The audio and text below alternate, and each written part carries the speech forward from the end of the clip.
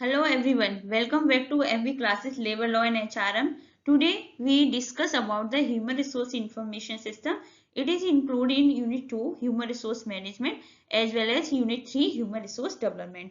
So in recent UGC NET exam, question have moved from simple definition. Now they try to test your understanding, implementation strategy and HRD mechanism related to Human Resource Information System. Let's discuss what we will cover. Concept of Human Resource Information System, Pyramid Model, Component of HRIS, HRIS Subsystem, SDLC, System Development Life Cycle Implementation Phase, Implementation Strategy, HRIS and HRD Mechanism, and Barrier and Challenges. Let's start with the concept of HRIS.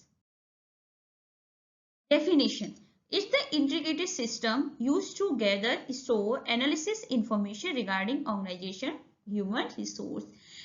HRIS क्या है? First of all आपको इसकी full form पता होना चाहिए, human resource information system. और ये क्या है? एक ऐसा सिस्टम है जिसमें आप कलेक्ट करते हो, स्टोर करते हो और उस इंफॉर्मेशन को एनालिसिस करते हो किसके रिगार्डिंग? ऑर्गेनाइजेशन, ह्यूमन रिसोर्सेज के।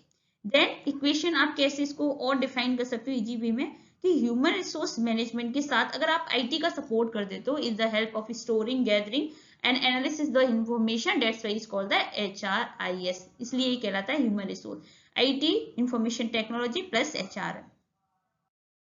डेटा, तो सबसे पहले कैसे हम इंफॉर्मेशन निकालते हैं? डेटा क्या होता है? रॉ फैक्ट होते हैं। आपको पता है कि इसमें कुछ भी, जैसे नंबरिंग है, आपने बोल दी 30, एज 30, किसी का 40, फिर रॉ फैक्ट है, फिर उसको प्रोसेस किया, फिर उसको इंफॉर्मेशन में कन्वर्ट किया and then is called the decision making. अब एग्जांपल है, आपने 30 एज इस तरीके से आपने रॉ डेटा बना दिया, टेबल बना दिया, प्रोसेस क्या निकाला आपने? हाइपोथेसिस, आपने जो HRIS सॉफ्टवेयर के थ्रू आपने ये रिजल्ट निकाला कि यस आपके एम्प्लॉय जो अबव 30 एज के वो अच्छा परफॉर्म कर रहे हैं, तो that's called the decision making of human resource information system. Then pyramid model of 3 levels, first strategic, second tactical, third operational. Strategic model जो कि हमेशा टॉप मैनेजमेंट बनाता है, जैसे टॉप लेवल ऑफ मैनेजमेंट जो कि आपको पहले डिस्कस किया हुआ है फर्स्ट यूनिट में। टॉप मैनेजमेंट के द्वारा ही हमारी जो स्ट्रेटजी बनाई जाती है जिसमें लॉन्ग टर्म प्लानिंग होती है, vision, mission, policy. Technical, resource allocation, अब हमें किसको क्या रिसोर्सेज देने हैं, क्यों एब्सेंट हो रहे हैं हमारे एम्प्लॉय, ये होता है हमारा मिडिल मैनेजमेंट। ऑपरेशन जो डेली रिकॉर्ड जो कि हमारे लोअर मैनेजमेंट में होता है। तो पिरामिड मॉडल में आपको पता होगा HRIS हर लेवल पे हम इसे यूज करते हैं, strategic, technical and operation. Then come to the 3 tier model information system, किस तरीके से ही एग्जीक्यूट होता है। तो सबसे पहले हमने बताया आपका जो टॉप लेवल मैनेजमेंट है जो स्ट्रेटजी बनाता है, वो कौन सा लेवल है, वो कौन से सॉफ्टवेयर के थ्रू करता है? Decision support system. ठीक है, ये इंफॉर्मेशन मॉडल है, इसके थ्रू वो करता है। क्या करता है? वो फोरकास्टिंग करता है, सक्सेशन प्लानिंग क्या होगी, वर्कफोर्स मॉडलिंग क्या होगी, क्या क्या हमारे फ्यूचर में 5 ईयर फ्यूचर में कितना चेंज होने वाला है, एनवायरमेंट क्या पॉलिसी रहेगी, ये सारा हमारा क्या करता है? डिसीजन सपोर्ट सिस्टम जो है सॉफ्टवेयर का वो करता है। ये हाई लेवल होता है, टॉप लेवल होता है। सेकंड है हमारा मैनेजियर लेवल, जैसे हमने बोला आपको टेक्निकल लेवल। इसमें क्या होता है? Management information system. अब इसमें सारी इंफॉर्मेशन होती है जो हम मैनेज करनी होती है, टर्नओवर रेट्स कितना है, एब्सेंटेज रिपोर्ट क्या है, किस तरीके से हम कर रहे हैं। तो ये हमारा कौन सा सिस्टम करता है? 3 टायर ना। फर्स्ट टायर हमारा अगर हाईएस्ट जो होता है वो डिसीजन सपोर्ट सिस्टम होता है, जो सेकंड होता है जो मिडिल कहते हैं हम इसे, वो मैनेजमेंट इंफॉर्मेशन सिस्टम है, एंड हमारा लास्ट है TISS, ट्रांजैक्शन प्रोसेस सिस्टम। ये ऑपरेशन लेवल पर करते हैं, इसमें हम अटेंडेंस रूटीन चेक करते हैं, कितना एम्प्लॉय क्या वर्क कर रहे हैं, कैसे प्रॉपर कर रहे हैं, कितना टास्क कंप्लीट हुआ, ये सारा हमारा TISS मॉडल पे होता है। तो ये क्या एक आर्किटेक्चर है हमारा ह्यूमन रिसोर्स इंफॉर्मेशन सिस्टम का, जिसमें हम क्या करते हैं, ये तीनों टायर को हम समझते हैं। देन कंपोनेंट्स ऑफ HRIS क्या होते हैं? फर्स्ट आपको पता है IT plus human resource management. तो फर्स्ट हार्डवेयर, देन सॉफ्टवेयर, क्योंकि hardware computer without software he can't run, he can't manage information, he can't gather information, data, that's why it's called the software. And third है data, fourth procedure, and 5 है people। if 5 component कहलाते हैं तो कभी कभी हमारे exam में पूछ लिया जाता है कि यस ये आप बताइए कौन सा कंपोनेंट है ह्यूमन रिसोर्स इंफॉर्मेशन सिस्टम का, इनमें से कौन सा रिलेशन। तो यूजली बच्चे क्या करते हैं, मिस कर देते हैं, क्योंकि वो अगर पीपल ऑप्शन में आता है तो वो लोग कट करते हैं। आप ये बताइए एचआरएस सॉफ्टवेयर को अपडेट कौन कर रहा है, कौन ऑपरेट कर रहा है? ह्यूमन रिसोर्स इन्फॉर्मेशन कौन करता है? पीपल।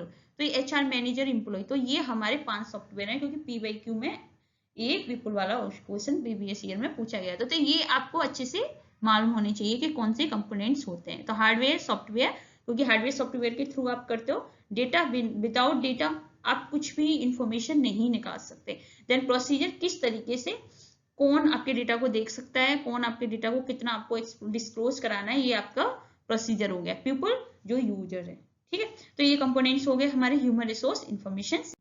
देन जैसे हार्डवेयर हो गया हमारा कंप्यूटर, डेस्कटॉप। सॉफ्टवेयर हो गए जो उसमें सॉफ्टवेयर है जो डेटा को प्रोसेस करेंगे, इंफॉर्मेशन में करेंगे। डेटा में आपका सारी इंफॉर्मेशन हो गई, जो रॉ डेटा हो गया, ठीक है, उसमें निकालना का काम होता है, उसे कहते हैं इंफॉर्मेशन। प्रोसीजर में क्या रूल रेगुलेशन है, एंड पीपल जो उसे यूज कर रहे हैं। तो ये आपका क्या हो गया, कंपोनेंट्स ऑफ एचआरआईएस। आप जीआरएफ पॉइंट ऑफ व्यू से देखिए, आपको कहीं भी जाने की जरूरत नहीं है। आप सारा एचआरआईएस का जितना भी जीआरएफ से रिलेटेड है, जितने पीवाईक्यू के बेसिस पे ये मैंने पीपीटी बनाई है, तो आप इसमें इससे टच में रहिए और आप जून 2026 का जीआरएफ निकाल सकते हैं। अब आता है एचआरआई सब सिस्टम मॉड्यूल्स। कौन कौन से मॉड्यूल्स हैं जो हम यूज करते हैं किसी भी ऑर्गेनाइजेशन। पहला कोर एचआर। कोर एचआर में क्या यूज करते हैं, एम्प्लॉय का बायोडेटा, डेमोग्राफिक, क्या एज है, क्या सेक्स है, क्या कितना, कहाँ का रिलीजन क्या है, रीजन क्या है, ये सारा जो जियोग्राफिक, डेमोग्राफिक हम जो डेटा देखते हैं, कितना इनकम है, ये सारा हमारा कोर एचआर मॉड्यूल के अंदर आता है। सेकेंड है वर्कफोर्स मैनेजमेंट। वर्कफोर्स मैनेजमेंट के अंदर हम क्या करें, टाइम और अटेंडेंस, यस, कौन कितने टाइम पे विजिट कर रहा है, क्या अटेंडेंस है, तो इसके बेसिस पे हम इसे मैनेज करते हैं। थर्ड है स्ट्रेटेजिक एचआर, टैलेंट मैनेजमेंट। अब इसके अंदर कौन कौन से मॉड्यूल आएंगे, हमारा रिक्रूटमेंट।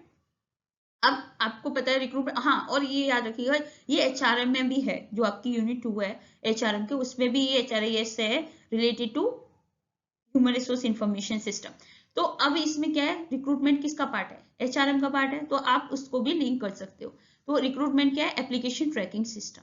इसके थ्रू आप रिक्रूटमेंट में जो आपकी एप्लीकेशन है, जो आपके रिज्यूम है, वो सॉर्ट कर देता है विदाउट ह्यूमन ऑब्जर्विंग। ह्यूमन को जब आता है, जब बाद में, वो उससे पहले से ही सॉर्ट कर देता है। तो रिक्रूटमेंट में कौन सा, ये एग्जाम में पूछ सकता है कि रिक्रूटमेंट के लिए कौन सा सॉफ्टवेयर यूज करते हैं, applicant tracking system. Then training, training के लिए लर्निंग मैनेजमेंट सिस्टम, कितना ट्रेनिंग है, क्या एक्चुअल में उसको नीड क्या है उसकी ट्रेनिंग की, उसको एनालिसिस करना, ये लर्निंग मैनेजमेंट सिस्टम का काम है। देन परफॉर्मेंस, परफॉर्मेंस कैसा कर रहा है, क्योंकि इसके बेसिस पे तो पे रोल कंपनसेशन डिसाइड होगा। तो परफॉर्मेंस में क्या 360 डिग्री फीडबैक टूल्स होते हैं, जो हमें पता चलता है कि यस, इसे हम प्रमोट कर सकते हैं, या इसको हम स्टॉप कर सकते हैं, फायर कर सकते हैं, या फिर हम इसे प्रमोट कर सकते हैं। तो ये हमारे स्ट्रेटेजिक एचआर मैनेजमेंट के मॉड्यूल्स हैं, इन्हें हम मॉड्यूल्स कहते हैं। देन कंपनसेशन के लिए कौन सा है, payroll and benefit admin. Payroll मतलब क्या, सैलरी, उससे रिकॉर्डिंग, सारी रिकॉर्डिंग होगी। बेनिफिट में उसके रिटायरमेंट, उसका ईएसआई, उसका पीएफ, इनके रिलेटेड सारी भी हम सिस्टम मॉड्यूल पे काम करते हैं। Then self service, employee self service. तो ये सारे हमारे क्या होते हैं, सब सिस्टम मॉड्यूल। जो एग्जाम में जो ज्यादातर पूछा जाता है वो ये है, ये आपको पढ़ने की जरूरत है। लर्निंग मैनेजमेंट सिस्टम किसके लिए, ट्रेनिंग के लिए, और रिक्रूटमेंट के लिए कौन सा है, एप्लीकेंट ट्रैकिंग सिस्टम। तो ये आपको पता होना। अब हम पढ़ेंगे इम्प्लीमेंटेशन लाइफ साइकिल। जब हम एचआरआईएस मॉडल को इम्प्लीमेंट करते हैं तो सबसे पहले हम क्या करेंगे, प्लानिंग। कोई भी स्टेप हो पूरी एचआरएम में, सबसे पहले हमें क्या करना पड़ता है, प्लानिंग। ठीक है, प्लानिंग में क्या, नीड एनालिसिस करेंगे। सबसे पहले हमने क्या किया, नीड को एनालिसिस किया कि यस, हमने प्लानिंग करी कि हमारी ऑर्गेनाइजेशन में ये एक्चुअल में ये है और हमें चाहिए क्या। तो उसके बीच में जो हम रिजल्ट एक्सपेक्ट कर रहे हैं और जो नहीं आ रहा, उसके बीच के स्किल गैप को एनालिसिस करता है। Then system design. System design क्या है, उसके बेसिस पे हमने क्या किया, वेंडर को अपना पूरा प्रोसीजर कर दिया, ये हमें नीड रिक्वायरमेंट है, इस तरीके से आपको हमारा सिस्टम डिजाइन करना है, मतलब वेंडर को देना है। देन थर्ड है इम्प्लीमेंटेशन। अब इम्प्लीमेंटेशन में क्या है, अब यहाँ पे ट्रेनिंग स्टार्ट होती है। मेंटेनेंस में ट्रेनिंग नहीं आती, जो ट्रेनिंग प्रोसेस क्या होता है हमारा, किस पे होता है, इम्प्लीमेंटेशन पे। Then maintaining and evaluation. Maintenance, उसके बाद हम उसे अपडेट करना, उस मॉड्यूल को, सिस्टम को करना, ये सारा हमारे 4 स्टेप्स होते हैं, और इसे हम system development life cycle phase भी बोलते हैं, जो यूजीसी नेट कोड 55 पे आया हुआ है। जैसे आप डिटेल में पढ़ सकते हो, फेज 1 प्लानिंग बिफोर स्पेंडिंग, क्योंकि हमें, आपको पता है बहुत एक्सपेंसिव सॉफ्टवेयर होते हैं। तो before spending rupees you conduct a need analysis, वो need the system what problem are we solving, कौन सी प्रॉब्लम हमें सॉल्व करनी है, पेरोल करनी है, रिक्रूटमेंट में हमें प्रॉब्लम हो रही है या ट्रेनिंग प्रोसेस में प्रॉब्लम हो रही है, तो उसको हम पहले उसकी नीड को एनालिसिस करते हैं प्लानिंग में। सेकेंड है एनालिसिस। अब जो गैप आया, comparing what you have versus what you need, इतना तो हमारे पास है लेकिन हमें कितने और जरूरत है। देन यू इशू है request for proposal to vendor, तो इस टाइम पे आप वेंडर को देते हो कि यस हमें इसकी जरूरत है। Then phase 3 design. अब आपको कोड वगैरह लिखने की जरूरत नहीं है, बस आप क्या करोगे, अपनी जो कॉन्फ़िगरेशन है उसको मैच करोगे कंपनी की पॉलिसी से। डिजाइन हुआ। देन इम्प्लीमेंटेशन, ये डेंजर जोन है क्योंकि इसमें क्या होता है कि अब आपका इम्प्लीमेंट हो गया आपकी ऑर्गेनाइजेशन में, तो ये क्या है, involve data migration, cleaning, moving old record to the new system, क्योंकि जो नया सिस्टम आएगा, सारा डेटा आपने ट्रांसफर कर दिया, सारा डेटा आपने माइग्रेट कर दिया। Then implementation strategy. अब ये जीआरएफ पॉइंट ऑफ व्यू से, क्योंकि इतना इजी तो पूछता नहीं कि ह्यूमन रिसोर्स इंफॉर्मेशन सिस्टम क्या होता है, और आपको अगर एग्जाम पॉइंट ऑफ व्यू से इतना तो इजी कोई नहीं पूछेगा, आपको ये स्ट्रेटेजी टेक्निकल टर्म के थ्रू आपको क्वेश्चन ही पूछते हैं। For example how to go live, कैसे हम इम्प्लीमेंटेशन स्ट्रेटेजी कौन कौन सी हम फॉलो करते हैं। पहली है पैरेलल कन्वर्जन। पैरेलल कन्वर्जन क्या है कि हम चाहते हैं कि हमारा जो ओल्ड डेटा है वो भी रनिंग में रहे और न्यू सिस्टम भी जो आ रहा है उसके साथ एक साथ दोनों सिस्टम हमारे जो डेटा है वो रन करें, रनिंग ओल्ड सिस्टम भी और न्यू सिस्टम भी। ये सेफ तो है क्योंकि हमें अगर सपोज करो कोई ओल्ड डेटा अगर आपका रिमूव हो गया, अब नई सिस्टम में नहीं अपडेट हो रहा, तो आपका सारा डेटा चला गया ऑर्गेनाइजेशन का, लेकिन ये बहुत एक्सपेंसिव है। तो अगर टर्मिनोलॉजी यूज करी जाए तो ये क्या कहलाता है, पैरेलल कन्वर्जन। पैरेलल मतलब साथ साथ में आपका old plus new system together जा रहा है। सेकेंड है direct cut over.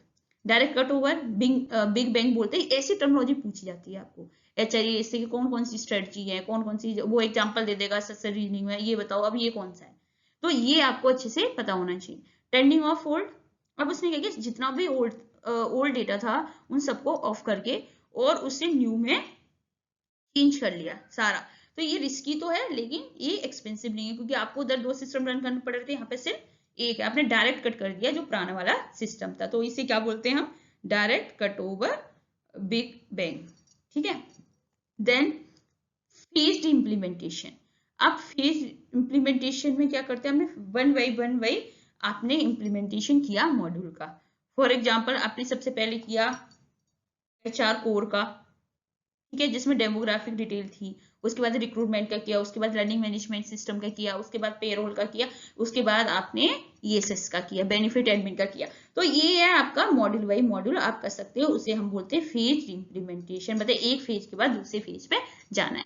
Then pilot testing. Pilot testing क्या, आपने एक साथ सब पे यूनिवर्सल नहीं फॉलो किया उसको, आपने क्या किया, सिर्फ एक ब्रांच पे उसको पहले ट्राई किया। जैसे हम अगर आप रिसर्च करते हो तो पहले हम पायलट सैंपलिंग करते हैं, पायलट सर्वे, तो उसमें क्या करते हैं, सिर्फ एक ही कुछ ही लिमिटेड चीजों पे हम उसे मतलब एक्सपीरियंस करते हैं, उस पर सर्वे करते हैं, जब देखते हैं अगर हमारी रिसर्च प्रॉपर डायरेक्शन में जा रही होती है जब भी हम उसको प्रॉपर कंडक्ट करते हैं। तो पायलट टेस्टिंग क्या होगी, सिर्फ हमने एक ही पर्टिकुलर डिपार्टमेंट में ही उसे फॉलो किया। फॉर एग्जाम्पल आपने सिर्फ रिक्रूटमेंट के लिए एप्लीकेशन ट्रैकिंग सिस्टम फॉलो किया, अभी आप लर्निंग मैनेजमेंट सिस्टम का मॉड्यूल नहीं लेके आए, तो ये क्या कहलाती है हमारी पायलट टेस्टिंग। तो ये चारों टर्मिनोलॉजी हैं जो कि आपको पता होनी चाहिए। पैरेलल क्या हो गया, साथ साथ आपका जा रहा है। डायरेक्ट क्या हो गया, पहले turning off old and new immediately, ठीक है। फेज मतलब मॉड्यूल बाय मॉड्यूल, और try it one of branch first. Then इसको हम लिंक कैसे करते हैं कि ह्यूमन रिसोर्स इंफॉर्मेशन सिस्टम और HRD मैकेनिज्म से कैसे रिलेशन में। पहला है competency mapping. Competency HRS compare करता है required skill versus actual skills. कैसे पता चलेगा, जब आपके पास सारी इंफॉर्मेशन होगी जब भी पता चलेगा ना कि हमें इन स्किल की जरूरत है लेकिन हमारे पास ये एक्चुअल स्किल है। देन फॉर एग्जाम्पल इनपुट है जॉब डिस्क्रिप्शन, हमारे पास है जो जॉब डिस्क्रिप्शन है उसमें रिक्वायर्ड स्किल की जरूरत है, लेकिन हमने एम्प्लॉय प्रोफाइल की देखी वो एक्चुअली स्किल है एम्प्लॉय प्रोफाइल की, लेकिन जॉब उसमें रिक्वायर की है जॉब डिस्क्रिप्शन के अकॉर्डिंग उस एम्प्लॉय की वो स्किल्स नहीं है। देन हमने क्या क्या आउटपुट किया, स्किल गैप एनालिसिस। तो कंपिटेंसी मैपिंग क्या करता है, स्किल गैप एनालिसिस करता है कि जो आपकी जॉब डिस्क्रिप्शन है और जो एम्प्लॉय के एक्चुअल में एम्प्लॉय के पास है उसमें जो जितना गैप आ रहा है वो कहलाएगा स्किल गैप एनालिसिस। तो इस तरीके से HRIS हेल्प करता है HRD की मैनेजमेंट एंड नॉलेज मैनेजमेंट में भी करता है, क्योंकि आपको पता है कि कोई भी इंप्लॉय अगर वर्क कर रहा है, ठीक है, अगर उसने तो ऑर्गेनाइजेशन लीव कर दी तो अब कौन सारा डेटा तो वो अपने साथ ही उसका चला जाएगा ना, तो ये भी एक तरह का हेल्प करता है नॉलेज मैनेजमेंट के, नॉलेज की सारी इस सॉफ्टवेयर में डेटा की फॉर्म में रह जाती है। करियर प्लानिंग में भी हेल्प करता है, एम्प्लॉय गोल को विद ओपन इंटरनल रोल, उसके रोल क्या है और एम्प्लॉय का गोल क्या है उसके बेसिस पे ये मैच करेगा। Then HR audit provide accurate data for auditing, ये क्या डेटा देता है, ऑडिटिंग में क्या करते हैं, इवैल्यूएट करते हैं ना डेटा को, ह्यूमन कैपिटल को इवैल्यूएट करते हैं, उसकी वैल्यू को मेजर करते हैं कैपिटल को, तो ये क्या करता है एक्यूरेट फॉर्म में डेटा देता है। तो यहाँ पे भी हम एचआरआईएस का यूज करते हैं, तो ये आपको पता होना चाहिए कि एचआरआईएस एचआरडी मैकेनिज्म में हम यूज किया जाता है। बैरियर्स एंड चैलेंजेस क्या हो गए, बैरियर्स क्या है आपको पता, कॉस्ट, क्योंकि high setup and maintenance cost है, क्योंकि किसी भी सॉफ्टवेयर को अगर इंस्टॉल कर रहे हो आप अपनी ऑर्गेनाइजेशन में, तो उसका तो सेटअप भी और उसका मेंटेनेंस भी हर ईयर आपको अपडेट करना पड़ेगा, हर ईयर आपको सेटिंग चेंज करनी पड़ेगी, तो ये एक बैरियर है। सेकेंड है बिहेवियर, क्योंकि कहीं ना कहीं रिस्ट्रेंट्स टू चेंज, लोग चेंज होने से डरते हैं। आपने देखा होगा, अगर सपोज एक एग्जांपल लूं कि फियर ऑफ चेंजेज है, फॉर एग्जांपल ये था कि जब कंप्यूटर आया था एक साथ बैंकों में, तो लोगों ने क्या किया, ट्रेनिंग दी थी, जिन एम्प्लॉय ने ट्रेनिंग अच्छे से कंप्यूटर की ले ली वो तो उसमें रिटेन कर गए, लेकिन जिन्होंने नहीं ली उन्हें तो उनकी जॉब चली गई। तो ये क्या था, एक रेजिस्टेंस टू चेंज थे, वो चेंज को एक्सेप्ट नहीं कर पाए थे। तो बिहेवियर में को तो कुछ एम्प्लॉय तो होते हैं कि वो रेडी टू एक्सेप्ट रहते हैं किसी भी चेंजेस को, लेकिन कुछ एम्प्लॉय होते हैं वो लर्निंग मोड में नहीं जाते। तो इसमें चैलेंज है कि लोगों को कैसे टेक्नोलॉजी फेमिलियर बनाया जाए, क्योंकि उन्हें डर लगता है कि ये कैसे होगा, कैसे करेंगे, ये चेंज हो जाएगा, इसकी जॉब चली जाएगी, हम लोग का डेटा, मतलब ये सारा उनमें फियर रहता है। Technical integration with legacy system, क्योंकि आपको क्या है अब इंटीग्रेट करके रखना जो आपका पहले से सिस्टम चला आ रहा है उसके बेसिस पे। Then security, data privacy risk है, कंप्लाइंस क्या है, पॉलिसी क्या है, प्रोसीजर क्या है, उसके बेसिस पे आपका ये सिक्योरिटी रिस्क है। देन एक ये भी प्रॉब्लम है, आपने देखा होगा अगर आपने गलती से किसी में गार्बेज इन और आपने गार्बेज आउट का कंसेप्ट पढ़ा होगा, अगर आपने सपोज करो सॉफ्टवेयर में एक रॉन्ग डेटा इनपुट दिया तो आपको इन्फॉर्मेशन कैसी आएगी, रॉन्ग। तो आपको ये माइंड में रखना पड़ता है जो data should be A correct form, उसमें कोई भी इफ देन नो नहीं होना चाहिए। तो आपको ये क्या है, कभी कभी पूछ लेता है कि बैरियर्स चैलेंज में गार्बेज इन गार्बेज आउट क्या है, तो आपको पता होना है गीगो बोलते हैं इसे, ठीक है, क्या बोलते हैं, गीगो। गीगो मतलब आपने अगर गलत रॉन्ग इन्फॉर्मेशन दी तो आपको डिसीजन भी रॉन्ग, डेटा दिया तो आपको इन्फॉर्मेशन भी रॉन्ग मिलेगी। तो ये हमारे क्या थे barriers and challenge. In conclusion में अभी हमने क्या डिस्कस किया, अगर हम स्टार्टिंग से पढ़े तो एचआरआईएस क्या है, human resource based IT software, ठीक है। ह्यूमन रिसोर्स क्या करता है, इंटीग्रेटेड करता है डेटा को इन्फॉर्मेशन में, इन्फॉर्मेशन को प्रोसेस में, डिसीजन मेकिंग स्किल है, आपको पता होना चाहिए। HRIS not just use for storage, ये स्टोरेज के लिए नहीं है, ये किसके लिए, ये हमारा डिसीजन मेकिंग के लिए यूज किया जाता है। देन लेवल क्या पढ़े थे हमने, ऑपरेशनल, मैनेजर एंड स्ट्रेटजी।